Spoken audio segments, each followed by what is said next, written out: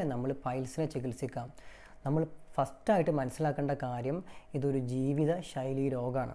അതുകൊണ്ട് ലൈഫ് സ്റ്റൈലിലുള്ള മാറ്റങ്ങളാണ് പ്രാഥമികമായിട്ട് നമ്മൾ ചെയ്യേണ്ട കാര്യങ്ങൾ. നമ്മൾ വണ്ണം കൂടുതലുള്ള ആളുകളാണെങ്കിൽ വണ്ണം കുറക്കണം. നമ്മൾ ധാരാളം വെള്ളം കുടിക്കണം. 2.5 മുതൽ 3 ലിറ്റർ വരെ വെള്ളം ഒരു ദിവസം നമ്മൾ കുടിക്കണം. അമിതമായിട്ട് നമ്മൾ സ്ട്രെയിൻ ചെയ്യാൻ പാടില്ല. ടോയ്ലറ്റിൽ അമിതമായിട്ട് സമയം ചിലവഴിക്കാൻ പാടില്ല. പ്രത്യേകിച്ച് മൊബൈലുമായിട്ടൊക്കെ ഇന്നത്തെ കാലത്ത് ടോയ്ലറ്റ് പോകുന്ന ആളുകളാണ് കൂടുതൽ പേരും. അപ്പോൾ അതുകൊണ്ട് ടോയ്ലറ്റിൽ കൂടുതൽ സമയം ചിലവഴിക്കാതെ പെട്ടെന്ന് പോവുക, കാര്യം സാധിക്കുക, പെട്ടെന്ന് തന്നെ തിരിച്ചു വരിക. ഫൈബർ കണ്ടൻറ്റ് കൂടുതലുള്ള ഭക്ഷണ പദാർത്ഥങ്ങൾ നമ്മൾ കഴിക്കണം.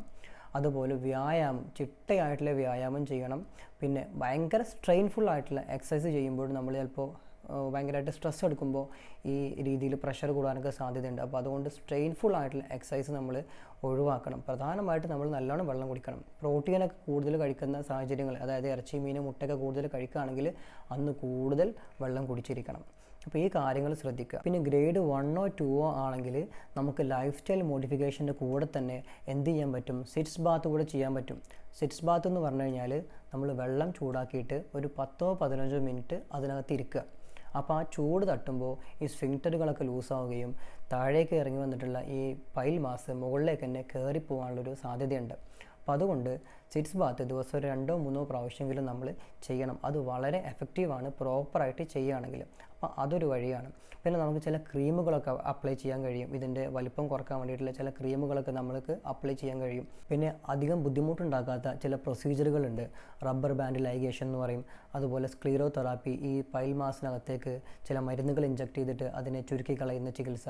അതുപോലെ ലേസർ ചികിത്സകളൊക്കെ നമുക്ക് ഉപയോഗിക്കാൻ കഴിയും. പിന്നെ ഗ്രേഡ് 3 അല്ലെങ്കിൽ 4 ഒക്കെ ആണെങ്കിൽ ഓൾറെഡി അത് പ്രൊലാപ്സ് ചെയ്ത് പുറത്തു വന്ന് നിൽക്കുകയായിരിക്കും.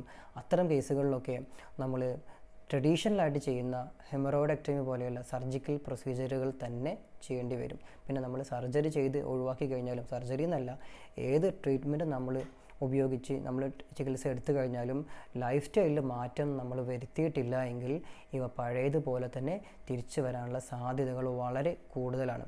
പിന്നെ ഞാൻ ഓൾറെഡി പറഞ്ഞു, നമ്മുടെ ഈ എക്സ്റ്റേണൽ ഹീമറോയിഡ്സ് വളരെ പെയിൻഫുൾ ആയിരിക്കും.